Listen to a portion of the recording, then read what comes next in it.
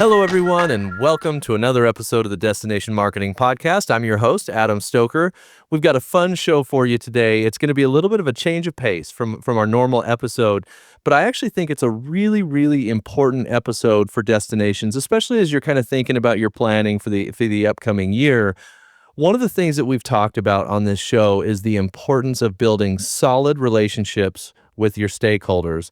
And I've actually brought on a new friend of mine. His name is Yomand Brown. He's the VP of Marketing, Sales, and Communication at the College Football Hall of Fame. And when you talk about important stakeholders to a destination, Yomand and his organization are really critical to the success of the destination that they're in. So I thought it would be good to have him come on, talk a little bit about the organization, but then really zero in on collaboration and how to do it effectively with the destination organization and its stakeholders. So Yomand, thank you for coming on today. Really appreciate you joining me. Thank you for having me, Adam. Truly appreciate it.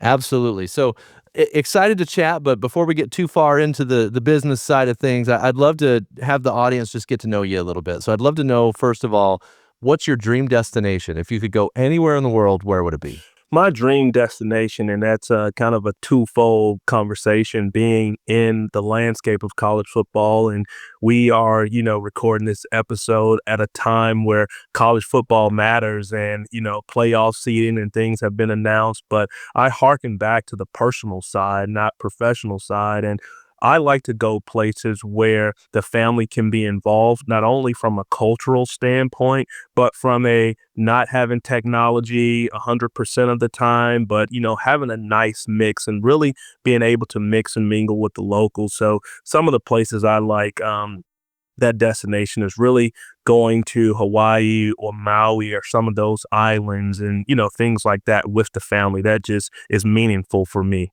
Well, and there's so many amazing football players that come out of Hawaii. Yeah. Are you able to bridge it and call it work? Sometimes. So that is a real good thing. So to answer your question directly, yes, I am at certain times. So yeah, that's perfect. Good for you. That's awesome. Well, I also, and this is going to be a question that's really only valuable to me. My audience may not care. So if you're listening and you're not deeply ingrained in what's going on right now in college football, you can just ignore us for about 2 minutes. But I got to know, Yomand, did BYU get screwed out of the college football playoff? When I look at BYU, I look at Notre Dame, I look at some of the other conference alignments and things like that, I will have to say that the committee has a monumental job of trying to get it right. There are, some folks who say, hey, should you expand like college basketball? Some folks, hey, should conference game matters? But I would say, the selection committee put forth the top teams that they felt, were best. So, one of the best things that we would, say here in Atlanta is that a lot of roads lead to Atlanta being the home of college football. And so this year with the Peach Bowl, some of those teams who were selected as they advance will have a semifinal right in the backyard of the College Football Hall of Fame. Maybe next year with BYU, not just this year. Yomand, it is so clear this is not your first rodeo. You nailed the diplomacy in that answer. I love it. When we're at a place, Adam, where folks come in and ask me all the time, who's my favorite team?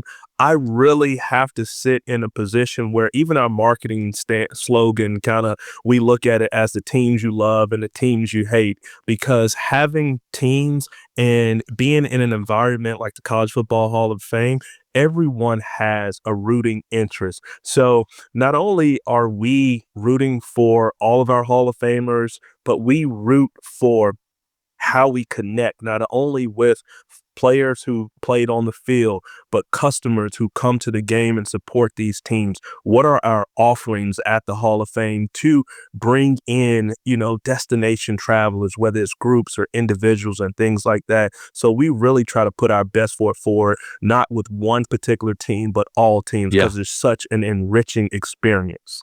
Well, and I love your tagline, and I think it's a good opportunity for us to maybe get into the College Football Hall of Fame a little bit. I think I would like to just have you give a brief, what was your journey to get to the College Football Hall of Fame?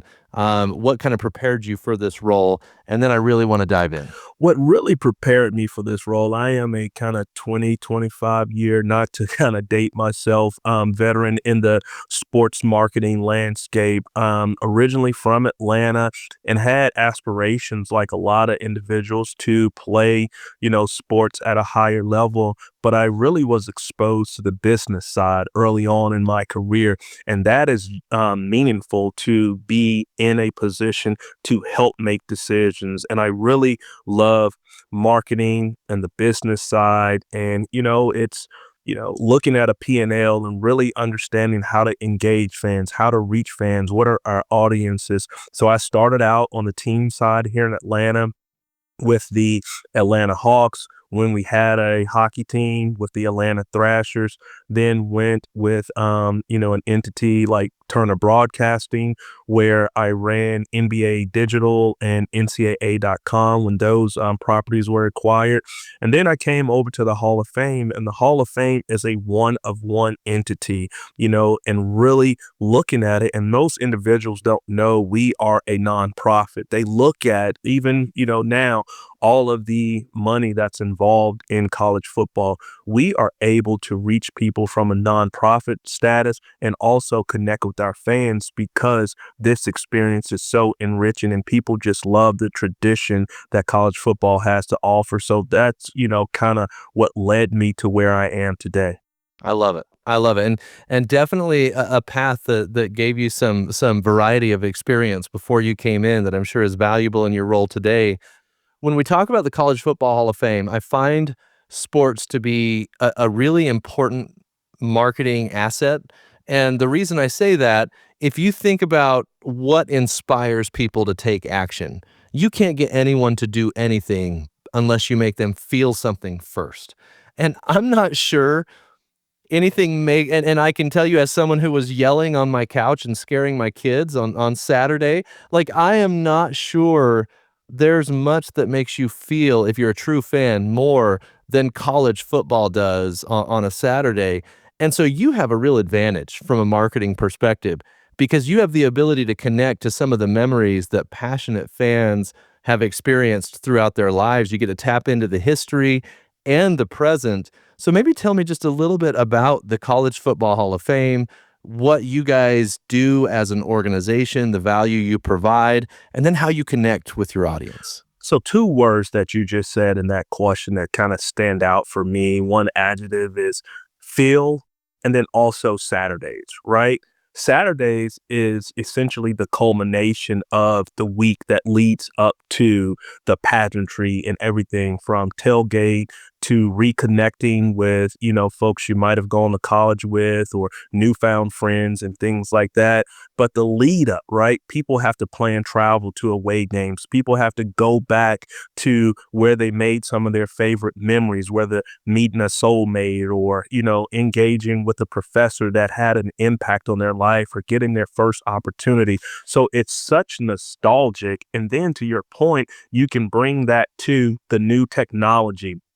Last year, we became the first museum in North America to integrate AI into the guest experience. So when fans come in and guests come in, they are greeted with a personalized experience that takes them through the museum. So if you choose the BYU Cougars or, say another team, that experience follows you through and it personalizes the experience because what we have found that works is people want to be connected, not only with the sport, but their personal experience because we like to see families come in or groups come in.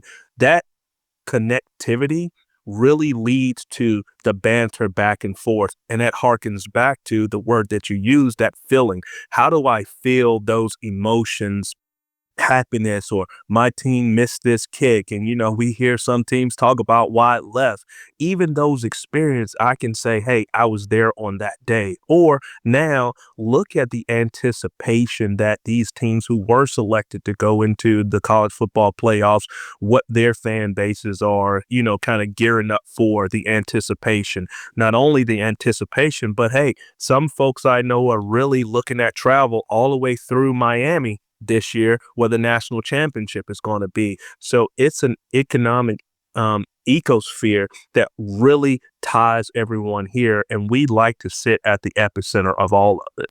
You mentioned something, and I want to dig farther into that in the experience that you've created. And you talked about how you've leveraged AI to create a personalized experience for everyone that comes to the College Football Hall of Fame. I want to have everybody that's listening just kind of think a little broader right now, because the things that make sense for the College Football Hall of Fame also make sense for a holistic destination. And some of the choices that you've made are choices that destinations can make to provide a better holistic experience. When you think about college football, there are hundreds of games every single year, and within those hundreds of games, there's hundreds of moments in every single game that's a memorable moment or a memory that a fan has. And so a fan that's coming, like me, for example, I'm a BYU Cougar fan. When I show up at the College Football Hall of Fame, if you flooded me with, you know, Penn State's history and USC's history and so on and so forth, I'd get bored pretty quick because I don't feel anything related to those teams. And there's great moments that I'm sure are memorable. So like one of the best college football memories that I have was watching Boise State play Oklahoma. I believe it was in 2007, and that was kind of it changed the sport a little bit when that game happened. So it doesn't I'm not saying that people don't care at all about games that don't have to do with their teams, but I'd say probably 80% is they want something personalized to them. So when you think about what you've done, you've given that personalization, you've helped them filter out all the things that are going to be less relevant to them, and then they can go seek out the less relevant experiences if they want, right? For a destination, a tourism destination listening, you have so many assets in your community. You have so many restaurants, you have so many hotels, you have so many attractions, museums, so on and so forth. If you just flood the people who are coming to your website or who are thinking about booking a trip with a ton of stuff that's not relevant to them, it's going to be very difficult to give them an experience that gets them excited and makes them feel something and take action. And so what you've done, and I know this is a long kind of diatribe here, but I think it's important for everybody that's listening. What you've done is you said, I'm going to ask these people some questions so that I can identify who they are immediately when they enter our environment and we have the ability to interact with them. And once I identify who they are, I'm going to give them a personalized experience that shows them 80% of things that are relevant to them and gives them a path to find the things that maybe we didn't know about them in the process. And that makes for a really unique and valuable customer experience. Is that fair to say? That is spot on. Not only is that fair to say, it just kind of hits the nail right on the head. When we look at this, for example, I look at your usage of that Boise State game. A lot of people who went to that game, they take away not only the win or the loss, but I think there was a proposal on that game, right? In the end zone, people have those memorable experiences. So it's not all about on the field and asking those questions and really getting hand to hand, so to speak, with the end consumer and the guests at our experience. It gives them the experience that they want to see. So we're not only talking about on field attributes, but there were cheer and dance individuals. There were aspiring, young ladies who want to be a part of the ecosystem of college football. How do we personalize and tailor an experience? Because we feel, though, if you personalize it and tailor it, you make the experience more meaningful for the end consumer. And what we've also done is we looked at the landscape of the Centennial Park District. That's where we sit here in Atlanta. And we look at it with the other attractions, other restaurants, Mercedes-Benz Stadium, where a lot of college and NFL pro games are held, where FIFA will be held in 2026. We look at it as a group project. Football might mean one thing to someone, but experiential outlets with destinations might mean something else. So what can we give someone who will make this experience meaningful when they come and visit Atlanta, whether it's passing through for another, stop, or just being in Atlanta for other outlets, whether it's conventions or things like that. So that's why we think personalization is a quintessential part of our experience. So let's talk then about the dynamic between you and the destination marketing organization in Atlanta. So Atlanta is interesting because it's a big city with a ton of assets and resources that can benefit a visitor. And so when I think about your relationship with Atlanta, I think there's two cohorts of visitors that and there's more than two, but we're going to narrow it down to two for the sake of this discussion. I think you've got people who truly book their trip to Atlanta because they want to come to the College Football Hall of Fame. I think you have a percentage of travelers that you are the driver for people to book that trip. And what you need from Visit Atlanta is to create a holistic experience outside of what they came for that allows them to have not just a little piece of their trip when they came to the museum or the Hall of Fame be a memory, but that the whole thing is a great experience. So that's the one cohort. The second cohort is the people who are coming to Atlanta and you are a must see while they're there. So you're an add-on. You're not necessarily the driver, but you help make the experience a complete experience. And I think I don't know what the percentages are. I wouldn't pretend to be able to claim which is which, but I know that those are the two different dynamics that you have when it comes to Visit Atlanta. And so what do you need from Atlanta in order to have a healthy dynamic for both of those cohorts of visitors, the people who are booking because of you and the people who, when they book a trip to Atlanta, you're a can't miss part of the experience? Great. That's a great question. And when I look at it, we don't shy away from understanding those numbers. It's about, if you look at the second cohort part of that question, those drive about 30% of our hundreds of thousands of folks who come through the museum every year. And so that's a 70-30 mix, right? What we need from Atlanta is Atlanta to be Atlanta. And I don't say that as hyperbole, but I believe when guests, whether it's a conference, a sporting event that's local or national sporting event, we go back to 1996 when the light shined so bright on Atlanta with the Olympics being in town. Now we fast forward to looking ahead to FIFA. We need Atlanta to be Atlanta. And what I mean by that statement is Atlanta is a cultural destination.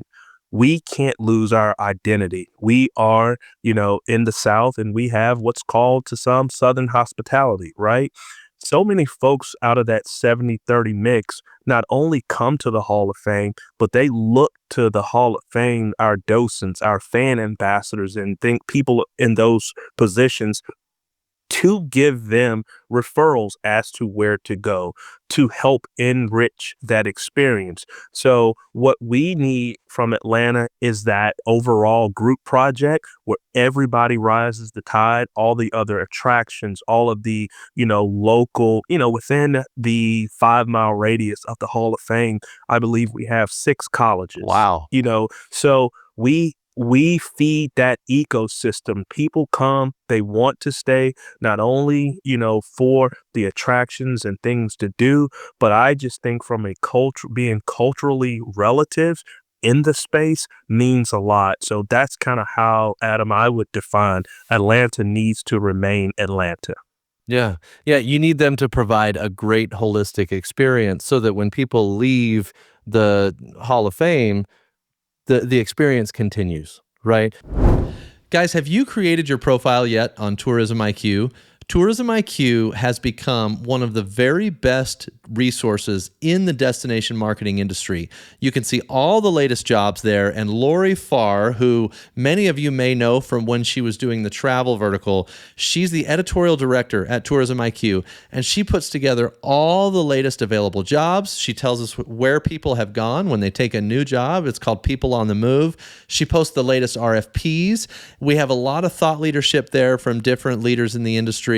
And really, Tourism IQ has become one of the very best places for you to develop professionally in the destination marketing space. It's got all the resources you need, and it's growing every day. We have over 530 active profile users. These are people that have created profiles on the site. And then we have another 2,800 active lookers who haven't created a profile, but they are there consuming the content and revisit the site on an ongoing basis.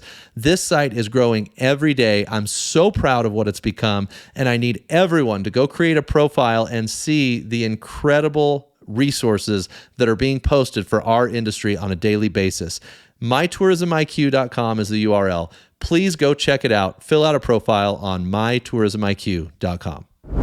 One of the things you mentioned on our intro call when we kind of decided where we wanted to go with this conversation, you said that you do some training for your team to make sure that if someone is in the Hall of Fame and says, "Hey, where should we go eat next?" or, what other activities should we do while we're in town, that your team can help make sure that those people have a good experience when they leave.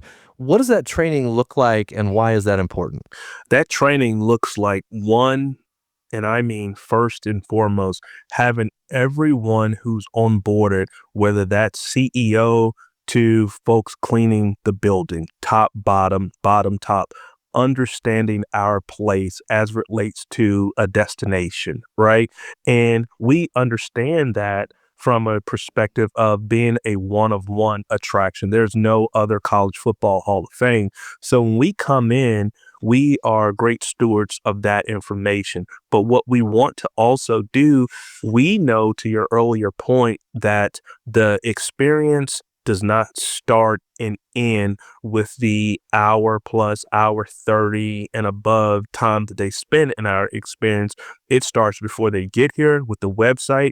It starts from everyone they come in contact with. It starts from the cleanliness of the building. So everyone has a responsibility. And a part of that responsibility is understanding various places throughout the city, understanding what's relevant, what's topical, and educating our staff from a week to week basis on, little things like what restaurant is open, what hours are open. Hey, we even, made it with our title sponsor where folks can sit in our building and order and dine with us because that's a part of it. So we really educate our staff on the ongoings in the metro Atlanta area, how we can be knowledgeable and topical at the same time with those folks who are interacting with fans.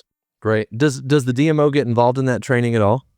Sometimes we do, especially because we use our facility as an events facility. So we partner back and forth, because that's a key business line item for us on the event side. So the DMO plays a significant role in that as well.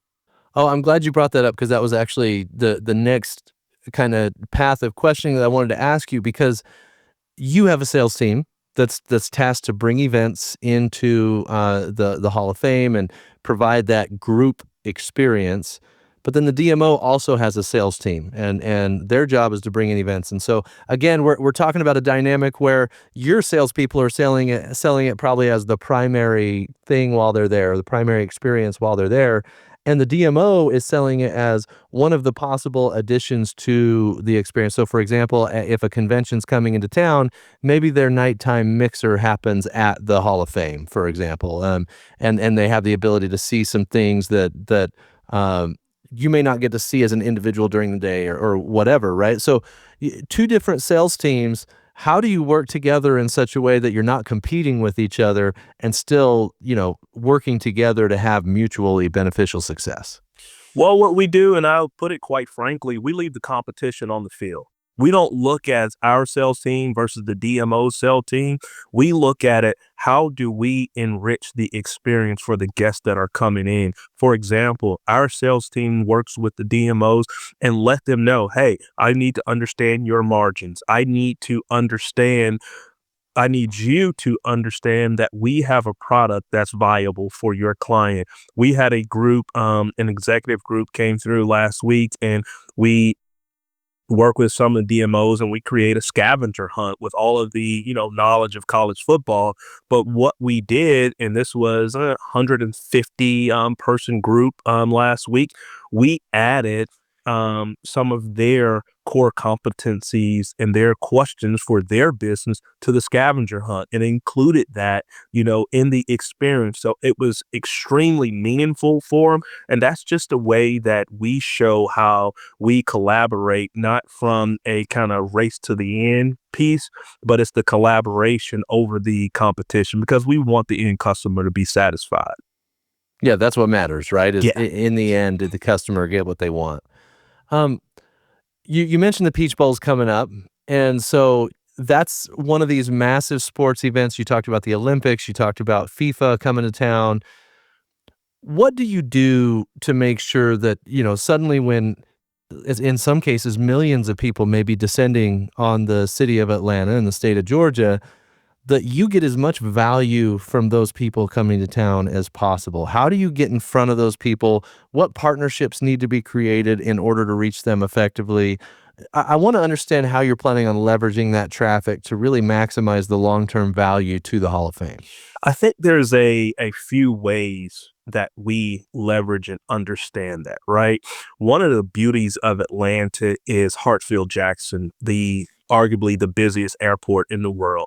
We work with partners such as, some of the folks who work at the at the airlines and things of that nature, and really understanding those travel patterns. Where are people coming from? Who will be descending upon Atlanta? So we try to understand that. We also do outreach ahead of times for knowing where folks can come through. One of the best ways is when I started out in marketing, we talked about my career, we always looked at it as heads up advertisement. What I mean by that is whether we looking at a 15 or 30-second ad on the TV or billboard as we, drive and, caravan out. But now it's heads down creative, right? We can reach folks coming in on the phones, on the tablets, on various devices. And hey, with FIFA coming up, for example, we know the matchups based on the draw, that recently took place. Who's coming? Do we need to have docents in our building that speak those native languages? How do we understand and better equip and prepare ourselves for that? When we're working with the DMOs, who's your group? Can we have a docent that works directly with them to give them a personalized tour as opposed to our self-guided tour? So those are some of the ways, and one of the largest ways is how do we leverage everything that's going on in the city and play a part in making the entire experience better. So that's working with the convention and visitors bureaus. That's working with the chamber groups and things of that nature. So that's some of the things, Adam, that we do to Yeah. make and enrich the experience. What about from a marketing and messaging perspective? I thought it was interesting that you said you used to operate from a heads up perspective and now everything's heads down, right? That's an interesting shift that's taken place. What specific tactics are you guys planning to make sure that those heads down experiences make them want to come visit the Hall of Fame while they're in town? That goes back, Adam, to that personalization. Why does someone want to come to the Hall of Fame? And it's when you get into those marketing, messaging, and messaging piece, you have to understand your audience. You and I, we've sat and we've talked about, which teams are viable, BYU and things like that. So could I tailor some creative to show the Steve Youngs or the Ty Detmers or those Hall of Famers to reach you, to help show that, hey, you have a personalized reason as to why to visit the hall. There are folks who might not have a college affiliation, and we can show the experiential piece from the AI perspective as to why they want to come. A DMO wants to know why not only should the individual come, but why should the groups, whether they're corporate school groups and things of that nature? I mean, we do everything from curriculums to scavenger hunts for our corporate groups. The curriculums resonate with schools coming from in and around the area and even out of town, because some of those folks who work with us on a DMO perspective, they're booking school groups. They're not driving 2 to 3 hours just for one destination. So what differentiation can we have? And we have 4 different curriculums that really enrich the experience for school age kids. So those are some of the things that we kind of Yeah. pull upon in order to reach those consumers. Yeah, and with FIFA coming to town, one of the interesting things about that is if you're marketing in the US, you can say college football and everyone know even a non-sports fan understands the role college football has in the United States, right? But when you're talking about somebody coming from Chile or Brazil or Europe, some of them may not even know about American football in general, may not even be familiar. They know it exists, but may not be familiar with it. And so the heads down messaging, right, that you're putting in front of them needs to be completely different than it would be for a US resident. And so are you guys planning different messaging for those international travelers when they're coming to town? Have you guys finalized that plan yet for when FIFA comes to town? What does that look like? We have a good work in progress, and I think what the NCAA has done, like one of our kind of in-state collegiate partners, the Georgia Tech and their Yellow Jackets, they played an out-of-the-country game last year. And speaking with some of their folks, how did they handle it? Even though they took a lot of folks over there, but how did they message to those consumers? And really, and I believe one of the things that we will make inroads with is understanding and being authentic, right? I can't get in a position where I change who I am, but I can be in a position and we can at the Hall of Fame where we show value to the end customer no matter where you're coming from and being authentic in our space. I believe that authenticity is the quintessential part. There's a lot of stories that have come out of college football, where someone has a background in other, sporting extracurriculars or collegiate affiliations, such as the background is in soccer and this person went on to become a Hall of Famer and things like that. So at our core, we are narrators of the past and look to educate on the future. So Yeah. how do we tell those meaningful stories? And our historian and curation team, they do a master class or conduct a master class in really finding those stories. And that's what folks want to see. For example, right now, this year is the 90th anniversary of the Heisman Trophy, in a few weeks now, actually, the 90th Heisman Trophy would be awarded to a proud recipient. With that, no matter where you're from, a lot of folks have exposure to the Heisman Trophy. Folks coming from all over the globe want to stand, pose like a Heisman Trophy. So they want to see those stories, and we are articulating those stories through exhibits, exhibitions, and even with the AI, we can let people pose as a Heisman Trophy winner. So it's phenomenal. Oh, I love that. So I'm even thinking, there's so many more international players in today's game than there was even 10 years ago. For example, and sorry, it's all BYU for me because that's what I watch every Saturday. But we've got a New Zealander that's a kicker, right? We get people from Tonga and American Samoa that come play on the team. In fact, we may have one of the largest groups of Pacific Islanders Yes. playing college football of anywhere. And so the game's getting more international. I think it would be kind of cool. And now I'm just brainstorming out loud, but it'd be kind of cool if you can identify where someone originated from, right? Did they come from Brazil? Well, do we have any famous Brazilian college football players that we can send them an ad saying, "Hey, come see the impact that a Brazilian had on American college football." And I think that illustrates it enough. I don't need to go too far with that idea, but I think it would be really cool to, when you talk about personalization and getting someone from another country or another place to be inspired to feel something and say, "I want to go check this place out." I think that would be an interesting tactic. If you look at it on a micro level, folks remember who played in their hometown and who went on to have.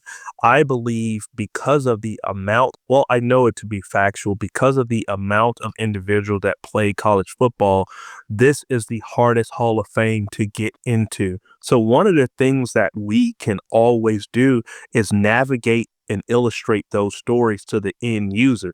And even if it's not from, hey, this person or individual was from my street or my hometown, what are the, if they are from the region or the city, state, or even country, and that resonates with the end customer. So I like the fact that you and I can have a whiteboard session because I really believe building on that is just monumental because it pulls at that heartstring and it also just relives those memories that individuals have. Yeah. Yeah, it could be really, really fun. Yoman, this has been a great conversation. What do what do people not know about the College Football Hall of Fame that would surprise them? I kind of touched on it earlier. I believe because they're so, there's a groundswell of economics pouring into college football. I don't think the average fan understands that the Hall of Fame itself is a nonprofit. Yeah. We are mission based and we want to preserve the legacy and the history and impact the future ongoings of the sport. So we're a nonprofit. When folks come through our door, it just means more. So we really appreciate folks engaging with us on all of our online platforms and visiting the Hall of Fame. Awesome. Yoman, thank you so much for taking the time, spending it with us, and sharing your expertise with us. It's been a really great conversation. Adam, to you and your listeners, thank you. We really appreciate it. Whenever you guys are in town, feel free. You have a guest at the Hall of Fame that, can show you some BYU material.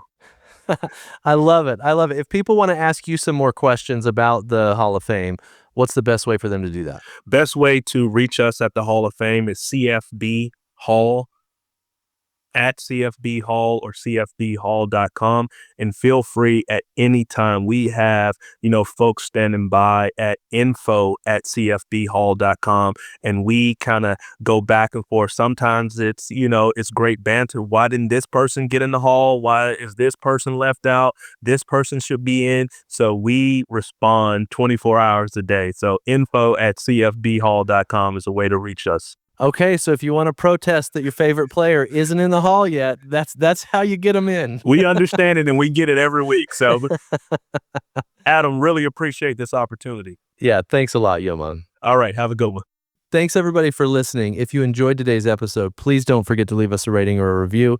It helps us continue to bring you amazing guests like Yomand. Thanks everybody, and have a great week. If you followed me for a long time, you know that owned media is something that I'm incredibly passionate about. I believe that building communities through owned media is the future of the destination visitor relationship, and I really believe that that's where the industry is going. In this journey, I've discovered that there is a gap in my strategy, and that's the fact that if we don't have an adequate digital home for this community to be created, it's going to be a lot more difficult to connect that media to the correct audience. This is why a lot of the websites that are existing in the industry are no longer relevant and no longer working the way that they're supposed to. If your website is nothing more than a glorified directory or a series of listings about the different attractions, restaurants, dining establishments, hotels in your destination, you're only scratching the surface on what people are actually looking for from a destination website. The website of the future is a content hub, and of course it's going to be integrated with AI, but a content hub where people can go learn about your destination and interact with the content that is most relevant to where they are in their buyer journey. If all you have is a bunch of buttons that say buy now, buy now, buy now on your website, you are not serving your audience. We want to build a community of people who are passionate about visiting the destination, and we can build that relationship through content. I have partnered with an organization called Destination Core, and together we have reimagined the destination website to be this content hub that I'm describing, where you can build a community. And Destination Core is an incredible company out of the UK. They've built, at this point, hundreds of destination websites, and I'm so thrilled to have built this new reimagined website concept with them. We are rolling it out right now with several pilot clients, and it's going amazingly. I can't wait to show you those pilot projects. If you're interested in being one of the first to experience this new reimagined website concept for destinations, reach out to me at adam@thebrandrevolt.com, and we can get that conversation started.